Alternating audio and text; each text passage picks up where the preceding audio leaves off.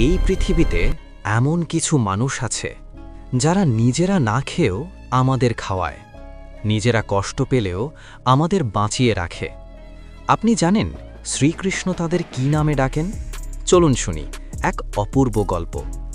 বৈকুণ্ঠে শ্রীকৃষ্ণ বসে আছেন, চারদিকে শান্তি, আলো, আনন্দ।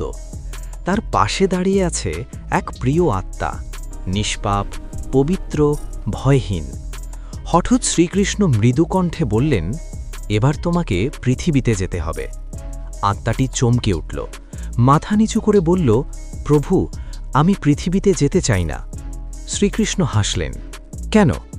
আত্মাটি বলল, প্রভু, পৃথিবীতে দুঃখ আছে, অবহেলা আছে। সেখানে কে আমাকে ভালোবাসবে? কে আমার খেয়াল রাখবে? কে আমাকে খাওয়াবে? তার কণ্ঠ কেঁপে উঠল, আমি একা হয়ে যাব প্রভু। শ্রীকৃষ্ণ গভীর মমতায় তার দিকে তাকালেন। শ্রীকৃষ্ণ বললেন, যে ঘরে তোমাকে পাঠাবো সেখানে দুজন মানুষ থাকবে। তারা নিজেরা না খেয়েও তোমাকে খাওয়াবে, নিজেরা কষ্ট পেলেও তোমার জীবন বাঁচাবে। আত্মাটি অবাক হয়ে জিজ্ঞেস করল, প্রভু, তারা কারা?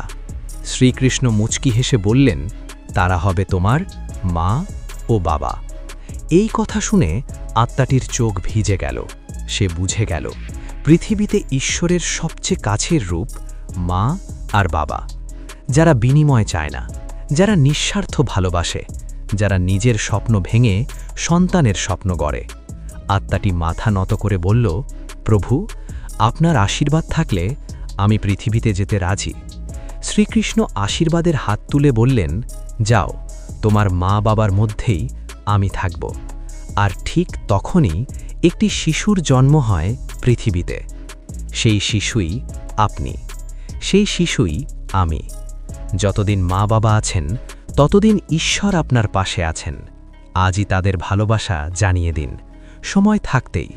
যদি আপনার হৃদয় ছুঁয়ে যায়, একটি লাইক দিন। মা বাবার জন্য ভিডিওটি শেয়ার করুন। আর এমন গল্প পেতে চ্যানেলটি সাবস্ক্রাইব করুন।